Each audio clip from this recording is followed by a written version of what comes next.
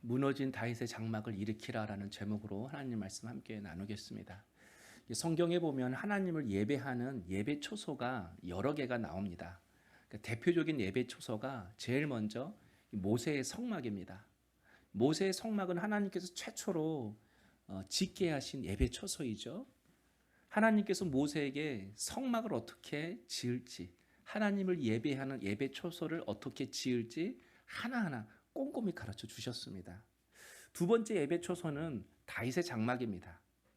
이스라엘 백성들이 블레셋과의 전쟁에서 언약궤를 빼앗겨 버렸습니다. 그런데 다행히 블레셋에게 언약궤를 돌려받고 아비나답의 집에 70년 그 언약궤가 있었습니다. 그래서 다윗이 왕이 되자 아비나답의 집에 있는 언약궤를 예루살렘 성으로 가지고 옵니다. 그때 이 언약궤를 임시로 두기 위해서 만든 임시 예배 초소가 다윗의 장막입니다. 세 번째는 우리가 잘 아는 솔로몬 성전이라고 말할 수 있습니다. 솔로몬 성전은 짓는데 7년 걸렸습니다. 그만큼 가장 화려하고 웅장한 성전인 것입니다. 이렇게 모세의 성막, 그 다음에 다윗의 장막, 그리고 솔로몬 성전, 이렇게 크게 예배의 초소를 이렇게 우리가 볼 수 있습니다. 그런데 시간이 흘러서 나라가 망하고 그러다 보니까 모세의 성막은 없어지고 다윗의 장막도 없어지고 나라가 망하면서 솔로몬의 성전도 결국은 다 사라졌습니다. 이스라엘 가운데 하나님이 그렇게 그들의 시간과 역사 속에서 하나님을 예배할 수 있도록 만들어 놓으신 예배 초소가 다 무너졌습니다. 그런데 하나님께서 오늘 우리가 처음 읽었던 아모스 선지자에게 내가 무너진 장막을 다시 세우고 싶다라고 말씀하세요. 내가 다시 예배 초소를 만들고 싶다라고 말씀하세요. 여러분, 우리가 이미 답을 이제 알고 있지만 우리가 예배 초소를 세운다면 어떤 것을 다시 세우는 것이 좋을까요? 사실 이스라엘 백성들 남유다, 이 이스라엘 나라는 우상을 섬기다가 나라가 망했습니다.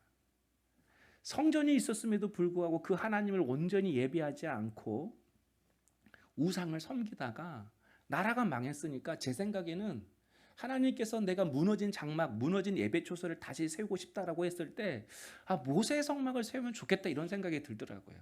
왜냐하면 예배에 실패했으니까 모세의 성막을 통해서 다시 번제, 소제, 화목제, 속죄제, 속건제 이런 예배를 기초부터 하나씩 하나씩 가르쳐주면서 예배자로 세우는 것이 가장 좋은 방법이지 않을까.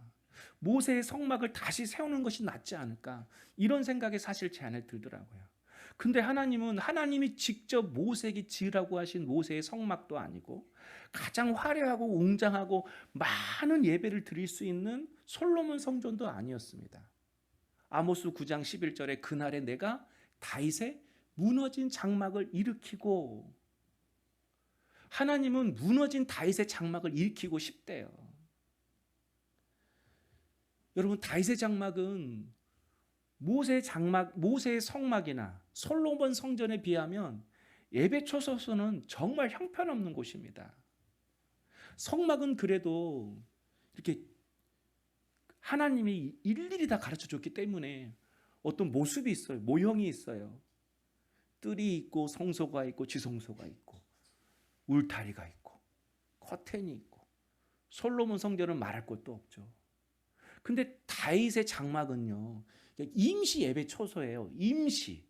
그러니까 언약궤와 성물들이 햇빛에 비치지 않도록 그냥 기둥 하나 세우고 방수천 하나 덮은 거, 이게 전부예요. 그냥 천막이에요. 천막. 비교할 수 없을 만큼 초라한 거, 작은, 그게 바로 다윗의 장막이었어요. 근데 하나님은 모세의 성막도 아니고 솔로몬 성막도 아니라 나는 다윗의 장막이 그립다. 다윗이 예배했던 그 다윗의 장막, 그 예배 초소가 나는 그립다. 아니, 임시 예배 초소인데 나는 그 임시 예배 초소가 가장 그립고 좋았다. 이렇게 말씀하세요. 이유가 무엇일까요? 첫 번째는 하나님은 화려한 궁정이 아니라 열정을 원하시기 때문에 그렇습니다. 사무엘하 6장 3절을 보면요, 그들이 하나님의 궤를 새수레에 싣고 산에 있는 아비나답의 집에서 나오는데 아비나답의 아들 우사와 아효가 그 새수레를 모니라. 다윗이 자신이 왕이 되는 순간 가장 먼저 했던 일이 아비나답의 집에 있는 그 언약궤를 예루살렘 성으로 모시고자 했습니다. 그래서 아비나답의 아들인 우사와 아이로 하여금 언약궤를 예루살렘 성으로 옮기라고 했던 거예요. 그런데 그들이 그 언약궤를 어떻게 옮겼는가? 새 수레를 준비하고 그 새 수레에 언약궤를 실었어요. 그리고 서로 수레를 끌고 가도록 했어요. 그런데 어떻게 되죠? 가던 도중에 나곤의 타작마당에 이르렀을 때 소가 뛰어요. 펄쩍 뛰어요. 그러니까 수레도 뛰겠죠. 그러니까 그 수레에 실려져 있던 언약궤도 흔들려서 땅에 떨어질 뻔했습니다. 그 순간 우사가 떨어질 뻔한 그 언약궤를 손으로 붙잡았어요. 우리가 볼 때 잘한 거잖아요. 떨어지면 완전히 깨지는 거잖아요. 그 언약궤가. 내가 볼 땐 잘한 것 같아요. 민첩한 것 같아요. 순발력이 있는 것 같아요. 땅에 떨어질 뻔한 언약궤를 보호했잖아요. 그런데 그 순간 우사가 즉사했어요. 언약궤를 손으로 만지는 순간, 떨어지는 언약궤를 손으로 붙잡는 순간 우사가 그 자리에서 죽어나갔어요. 이것 때문에 축제가 엉망이 되었어요. 그리고 다윗은 시험이 들었어요. 8절에 보니까 다윗이 분하여, 9절에는 두려워하여, 10절에는 언약궤 가져오기를 즐겨하지 아니하고. 쉽게 말하면 다윗이 하나님께 단단히 삐진 거예요. 단단히 시험 든 거예요. 다른 것도 아니잖아요. 다른 거 옮기려는 것도 아니라 언약궤를 더 좋은 곳으로 예루살렘 성으로 자신이 더 잘 보호하겠다고, 잘 관리하겠다고 다시 가져오려고 하는 것인데 하나님이 그 일을 엉망으로 만든 거죠. 아니, 법궤를 그냥 부서지도록 내버려 둬야 하나요? 땅에 떨어지도록 하나님 내버려 둬야 하나요? 이런 생각이 있었을 것 같아요. 도무지 이해할 수 없었을 것 같아요. 다시 생각하기에 하나님이 기뻐하시리라고 생각했는데, 모든 사람도 다 이것은 하나님이 기뻐하신 일이라고 생각했는데 그 축제의 장에서 수레를 옮기는 담당자가 죽어나갔습니다. 그래서 다윗이 이 언약궤를 예루살렘 성으로 가져오는 것을 포기하고 그냥 오벳에돔이라는 사람의 집에 그냥 방치하고 돌아가 버렸어요. 근데 여러분, 우사가 그 언약궤를 붙잡다가 죽는 그 사건을 통해서 다윗이 생각하기 시작해요. 왜 죽었지? 왜 하나님은 이 일을 막으시지?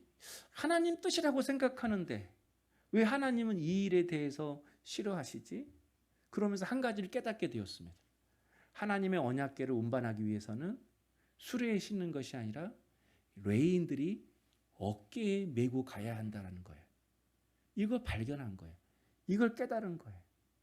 사실 언약궤의 길이가 122cm예요. 1m 20이죠.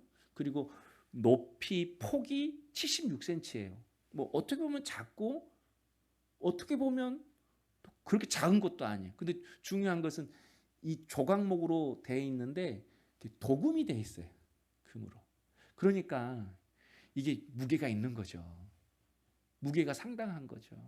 그리고 아비나답의 집에서 예루살렘 성까지의 거리가 16km가 됩니다. 가까운 거리가 아니에요. 무게가 좀 나가는 언약궤인데 이것을 16km나 메고 가야 되는 거예요. 근데 하나님은 이런 무게가 있는 언약궤를 수레로 끄는 것보다 어깨로 짊어지기를 원하셨어요. 자신의 언약궤를. 한마디로 하나님이 원하시는 것은 우리에게 편안한 것이 아닙니다. 간단한 게 아닙니다. 우리는 쉽고 편하고 간단하고 단순하고 우리는 이걸 신앙이라고 생각하고 잘 믿는 거라고 생각하고 하나님 주신 복이라고 생각을 하는 거예요. 뭐든지 쉽게 간단하게 편하게. 근데 막상 그렇지 않더라고요. 예수 믿는 길이 그렇게 쉬운 길은 아니잖아요. 때로는 돌아가야 되고 책임져야 되고 믿음으로 사는 게 그런 거더라고요. 하나님이 우리에게 원하시는 것은 쉽고 편안한 게 아니라 우리의 열정이더라고요. 우리의 땀이더라고요. 그래서 다윗이 레인들에게 다시 언약궤를 매라고 했습니다. 그리고 다윗은 언약궤를 맨 제사장들이 6걸음을 걸을 때마다 하나님께 그 자리에서 제사를 드렸어요. 13절이죠. 여호와의 궤를 맨 사람들이 6걸음을 가매 다윗이 소와 살찐 송아지로 제사를 드리고, 여러분 16km를 걸어가는데 6군 걸어가고 제물을 잡아서 제사 드리고, 또 6군 걸어가고 제물을 잡아서 하나님께 제사 드리고, 여러분 16km를 6걸음마다 그렇게 제사를 드렸으니 어떻게 되었을까요? 제사는 제사장이 다 하는 것 같지만 그렇지 않습니다. 제사장이 하는 것은 그냥 이렇게 죄를 전가, 제물에다가 손을 얹고 기도해 주는 것뿐이에요. 그 제물을 누가 죽이는가? 제사를 드리는 사람. 한마디로 다윗이 그 제물을, 살찐 송아지를 잡아야 돼요. 그러니까 여러분, 다윗의 옷이 어떻겠어요? 피 범벅이 되었겠죠. 6건마다 소를 잡았으니. 여러분, 소가 보통 소입니까? 하나님은 사실 예배 초소를 원하는 게 아니더라고요. 다윗에게 지금 원하는 것은, 하나님이 지금 그리워하는 것은 다윗처럼 땀으로 예배하는 예배자를 그리워하시더라고요. 하나님이 다윗에게 원하는 것은 하나님을 향한 다윗의 땀이더라고요. 여러분, 서로 언약궤를 끄는 것은 쉽습니다. 그러나 여러분, 소가 끈다고 하나님도 끌려가는 분이 아닙니다. 하나님은 우리의 힘으로, 우리의 요식으로 움직이시는 분이 아니십니다. 연약한 인간이 땀을 흘려서 믿음으로 살아가려고 할 때, 땀을 흘려서 땀과 피가 범벅이 되어 하나님을 예배할 때에, 그때 하나님은 움직이시는 분이십니다. 땀으로 예배할 때 하나님은 움직이신다는 것은 지성이면 감천이다, 그런 뜻이 아닙니다. 세상의 종교의 특징이 뭐죠? 지성이면 감천이잖아요. 내가 치성을 드리면 신이 감동해서 응답하신다. 이게 세상 종교의 특징입니다. 그러나 여러분, 땀으로 하나님을 예배할 때 그분이 기뻐하시고 그분이 역사하신다, 이 말은 지성이면 감천이라는 뜻이 아닙니다. 세상이 말하는 그 종교의 지성이면 감천이라는 뜻은 자신의 뜻을 관철시키기 위해서 치성을 드리는 거잖아요. 자신의 뜻을 이루기 위해서 정성을 다하여 드리는 거, 자기는 바꿔지는 거 없고 자기는 달라진 것 없이 하나님이 바꿔져서 내 삶을 편안하게 해주는 거, 내 인생을 새 수레에 실어주는 거, 내 인생을 속아 끌어가는 거, 이게 바로 지성이면 감천이라는 세상 종교 그리고 기복신앙의 특징인 것입니다. 근데 다윗이 땀으로 하나님 앞에 예배 드리는 것은 그게 아니었습니다. 다윗의 땀은 하나님의 뜻을 알기 위한 땀이었습니다. 하나님의 뜻을 이루기 위한 땀이었습니다. 예수님도 땅이 핏방울이 되기까지 겟세마네 동산에서 기도하셨습니다. 이유가 뭐죠? 나의 원이 아니라 아버지의 원대로 하시옵소라고 하는 그 아버지의 뜻대로 행하기 위해서 그분은 땀이 피가 되도록 그렇게 기도하신 것입니다. 이전까지만 해도 다윗은 그저 새 수레로 가져온다 가기에 그래 괜찮은 방법이지, 그래 좋은 방법이지 이렇게 생각했어요. 나쁜 거 아니잖아요. 시간도 빨리 걸리고 안전할 수도 있고, 그리고 헌수레가 아니라 새 수레고. 근데 다윗은 이걸 몰랐어요. 하나님의 뜻을 알았지만 그 하나님의 뜻을 하나님의 방법대로 하는 것에는 아직 훈련이 되어 있지 않은 거예요. 우리 많은 성도들이 하나님의 뜻은 압니다. 근데 하나님의 뜻을 하나님의 방법대로 하는 것에 대해서는 아직 우리가 더 자라나야 한다는 거예요. 하나님은 다윗에게 이걸 원하는 거예요. 그래 다윗, 이제까지는 네가 하나님의 뜻을 알았다. 그것만으로 족하다. 그런데 내가 너에게 더 한 가지 원하는 게 있어. 네가 더 자라나길 원하는 게 있어. 네가 하나님의 뜻을 알았지만 이젠 그 하나님의 뜻도 하나님의 방법으로 하기를 원해. 그게 어깨에 짊어지는 것이고 돌아가는 것이고 힘이 드는 것이지만, 6걸음마다 멈출 수 있는 것이지만, 그게 하나님의 방법이면 하나님의 방법대로 했으면 좋겠어. 하나님은 이 언약궤를 옮기는 과정을 통해서 다윗이 진정한 예배자가 되기를 원했어요. 진정한 예배자가 될 때만이 왕으로서의 역할을 잘 감당할 수 있기 때문에. 왕의 역할이 뭐죠? 하나님의 뜻을 아는 거죠. 또 한 가지, 하나님의 뜻을 알았다면 그걸 뭐라고요? 하나님의 방법으로 하는 거예요. 저는 우리 성도님들이 하나님의 뜻을 알기를 원하고 그 뜻을 알았다면 하나님의 방법으로 할 수 있는 그 믿음까지 생기는 은혜가 있기를 주의 이름으로 축복합니다. 큰 수업료를 내고 나서야, 웃사가 죽는 그 수업료를 내고 나서야 하나님의 일에는 하나님의 방법이 있구나, 이걸 깨달은 거예요. 성도 여러분, 하나님의 뜻이 있습니다. 근데 하나님의 방법도 있습니다. 그래서 우리도 땀을 흘리면서 예배 드려야 합니다. 그래야만 하나님의 뜻을 깨달을 뿐만 아니라 그 뜻을 하나님이 기뻐하시는 방법대로 살아갈 수가 있는 것입니다. 하나님의 뜻이라 할지라도 그분의 뜻을 내가 어떻게 이루어 갈지 예배 가운데 땀 흘리며 나갈 때에 하나님께서 우리의 삶 가운데 일하시고 역사해 주실 줄로 믿습니다. 두 번째로, 하나님이 왜 다윗의 장막을 원하시는가? 하나님은 격식이 아니라 친밀함을 원하시기 때문입니다. 14절 말씀을 보면요, 다윗이 여호와 앞에서 힘을 다하여 춤을 추는데 그때의 다윗이 배 에봇을 입었더라. 제사장들과 다윗이 6걸음마다 제사를 드리면서 예루살렘 성에 드디어 도착했습니다. 얼마나 힘들었을까요? 얼마나 땀을 흘렸을까요? 예루살렘 성문을 통과했을 때 다윗이 힘을 다하여 춤을 췄대. 야, 됐다, 해냈다, 하나님 우리의 예배를 받으셨다. 다윗의 마음에 오는 거죠. 하나님 내 예배를 받으셨구나. 그래서 여러분, 다윗이 성문을 통과할 때 힘을 다하여 춤을 췄대. 힘을 다하여. 그런데 여러분, 계속해서 보면 배 에봇을 입고 춤을 추었다라고 이야기를 합니다. 배 에봇. 이 말은 다윗이 왕복을 벗었다라는 거예요. 네. 왕복을 입고 예배드리지 않았다라는 거예요. 사장이라는 타이틀, 세상에서 높은 지위라는 타이틀을 가지고 교회에 앉아서 예배드리지 않았다라는 거예요. 왕복을 벗고 어린아이처럼, 왕이 아니라 어린아이처럼, 왕이 아니라 자녀처럼 하나님 앞에서 춤을 췄다라는 거예요. 하나님이 왜 다윗의 장막을 그리하는 이유를 여기서 알 수 있습니다. 하나님은 힘을 다하여 어린아이처럼 춤추는 다윗과 같은 예배자가 그리운 것입니다. 하나님 앞에 모든 걸 내려놓고 그분 앞에서 춤추며 뛰노는 예배자가 그리운 것입니다. 다시 말해서 하나님과 친밀한 예배자를 하나님은 원하십니다. 다윗이 왕복을 벗고 춤을 췄다라는 것은 그가 하나님과 친밀했다라는 거예요. 하나님과 가까웠다라는 거예요.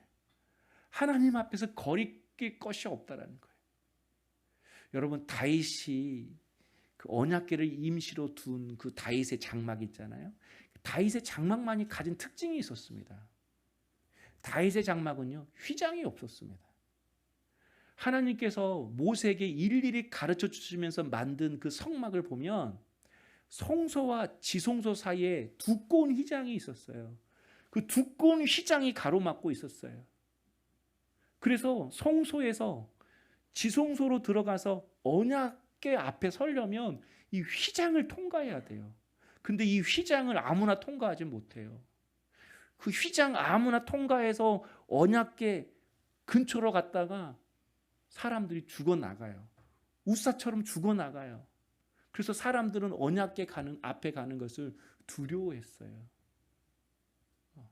근데 여러분, 다윗의 장막은 휘장이 없어요. 근데 다윗이 그 언약궤 앞에서 설 때, 그 하나님을 예배할 때 다윗은 죽지 않았어요. 이유가 뭐죠? 다윗은 하나님과 친밀했어요. 그러니까 다윗은 완전 하나님의 자녀였다라는 거예요. 자녀만큼 친밀한 사이가 어디 있습니까? 우리가 예수 그리스도를 영접하면 우리가 어떤 신분으로 되는 거죠? 하나님의 자녀가 되는 거예요. 왜 많고 많은 관계 중에 자녀라고 했죠? 자녀가 가장 가까운 친밀한 관계이니까. 다윗은 완전 하나님의 자녀였어요. 모든 것을 하나님께 맡기고 하나님 앞에서 춤추고 찬양하고 뛰노는 자녀였습니다. 그래서 하나님은 다윗에게 자신의 모든 걸 주었어요. 자신의 마음도 주셨어요. 자신의 지혜도 주셨어요. 자신의 힘도 주셨어요. 자신의 능력도 주셨어요. 그리고 제일 중요한 거, 하나님은 자기 자신을 다윗에게 주셨어요. 그래서 성경은 가장 축복의 기업은 땅도 집도 이게 아니라고 하잖아요. 하나님 그분이 기업이라고 하잖아요. 그래서 레위인들에게 너에게는 땅이 없다. 대신 내가 너의 분깃이다. 내가 너희의 기업이다라고 말씀했어요. 다윗이 왜 위대한 예배자인가? 하나님이 다윗에게 자기 자신을 주셨어요. 다시 말해서 자기 자신을 다윗에게 온전히 보여주셨어요. 이걸 다른 말로 하면 다윗이 예배 드릴 때마다 하나님이 그곳에 찾아와 주셨어요. 그곳에 임재해 주셨어요. 다시 예배 드릴 때마다 하나님이 그곳에 오셔서 다윗에게 기쁨을 주시고 다윗을 만져주시고 다윗에게 힘을 주시고 다윗에게 지혜를 주셨어요. 이게 임재라는 거예요. 성도 여러분, 무소부재와 임재의 차이가 있습니다. 하나님은 무소부재의 하나님이십니다. 무소부재라는 것은 하나님은 없는 곳이 없어요. 이 세상 어디에나 그 하나님은 다 계세요. 이게 무소부재예요. 그런데 여러분, 하나님은 어디에나 다 계시지만 하나님이 그렇다고 다 임재하시는 건 아니에요.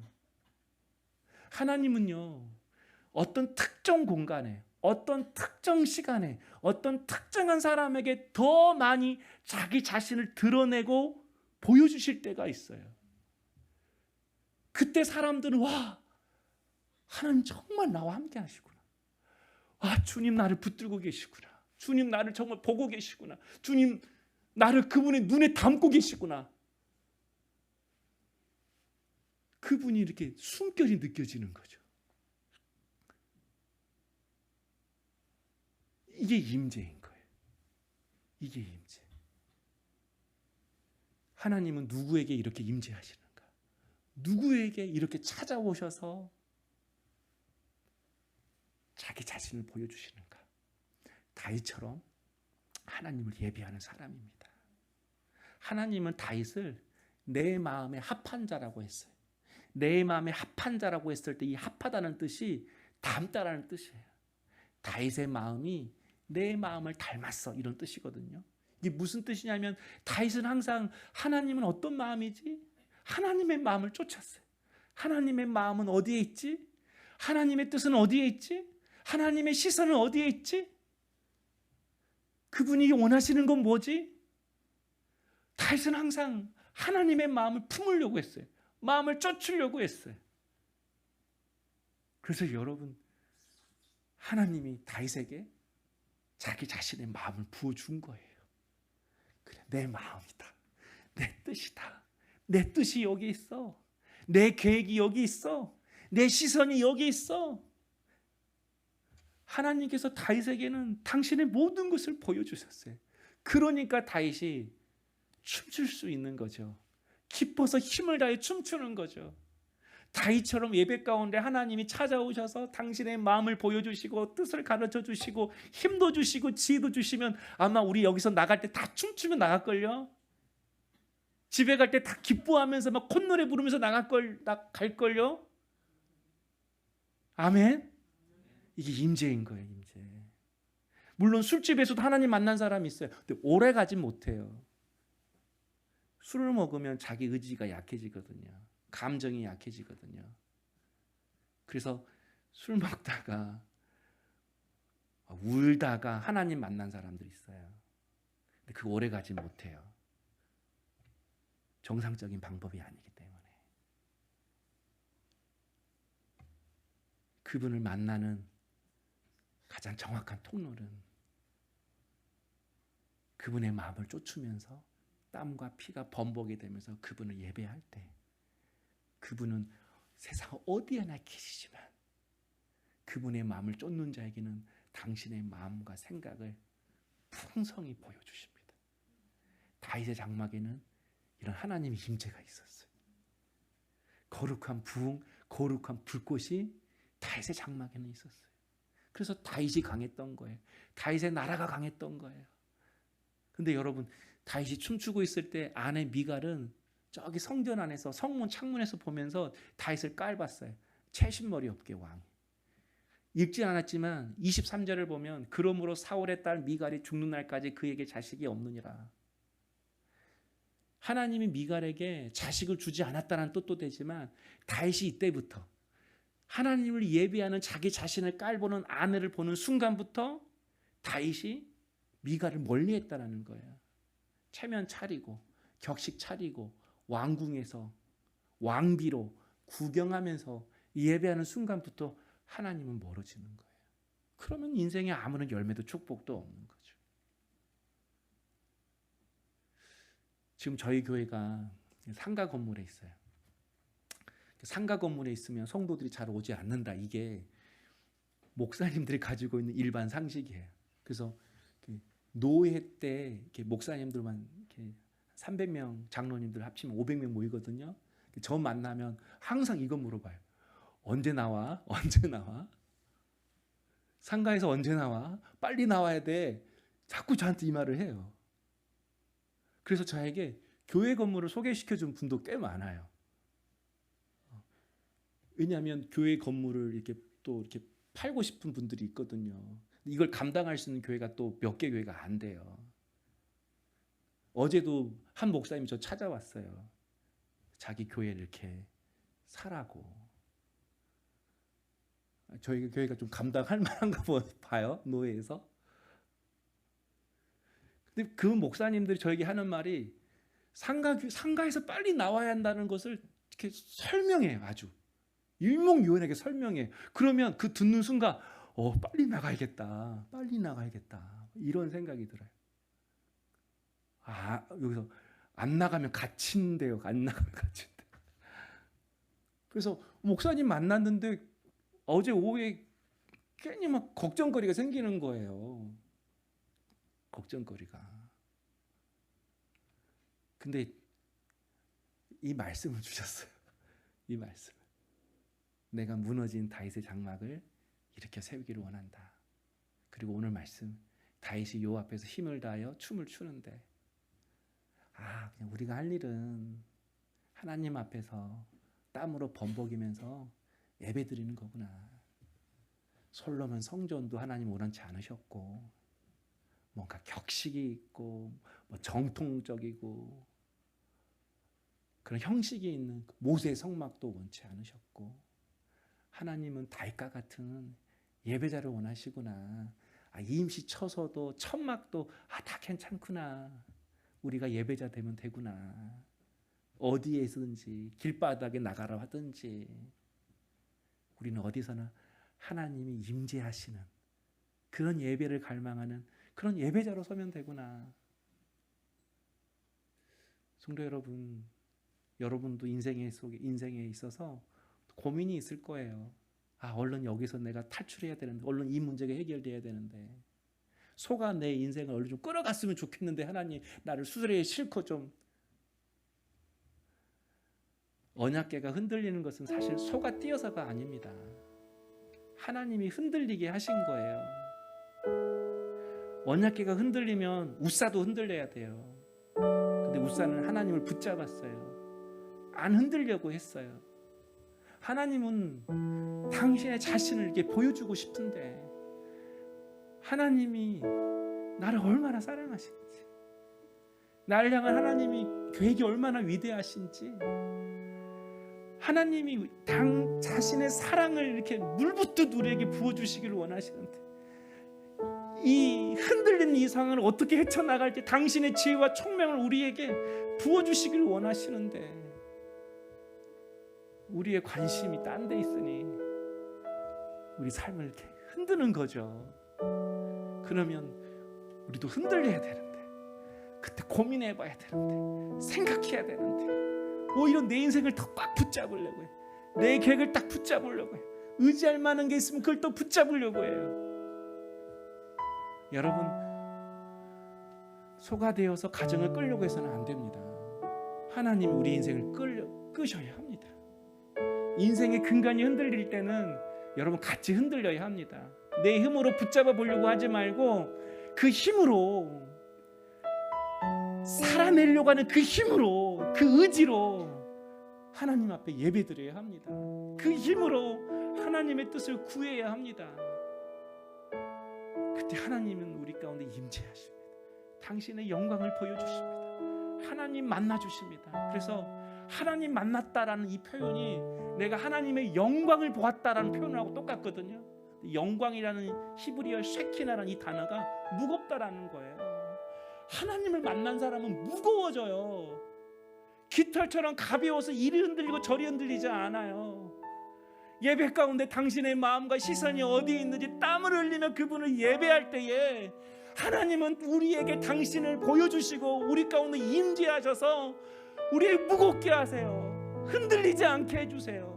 무너지지 않게 해주세요. 우리를 견고하게 해주세요. 사랑하는 성도 여러분, 오늘 우리 예배가 다시 회복되기를 원합니다. 그래서 하나님과 친밀해지기를 원합니다. 모든 명함 다 계급장 내려놓고 왕복 내려놓고 다시 힘을 다해 춤을 추고 그분을 예배했듯이 무너진 우리의 삶을 다시 회복시키고 재건하는 방법은 우리의 예배가 다시 회복되어지는 겁니다. 그리고 그 예배 가운데 임재하시는 그 하나님의 영광을 경험하는 것입니다. 그런 예배 드렸으면 좋겠다는 갈망이 생깁니다. 우리 물된 동산교회가 그런 예배를 갈망하는 그런 교회 되기를 원합니다. 그래서 우리 성도들이 예배 드릴 때마다 막 마음이 이리저리 막 흩날리고 막 떠나갈 것 같아도 하나님 만나서 그 마음이 다시 묵직하고 무거워져서 그 예배자 한 사람 때문에 가정도 견고해지고 자녀도 견고해지고 인생도 견고해지는 그런 은혜의 역사가 나타나기를 주님의 이름으로 축원합니다.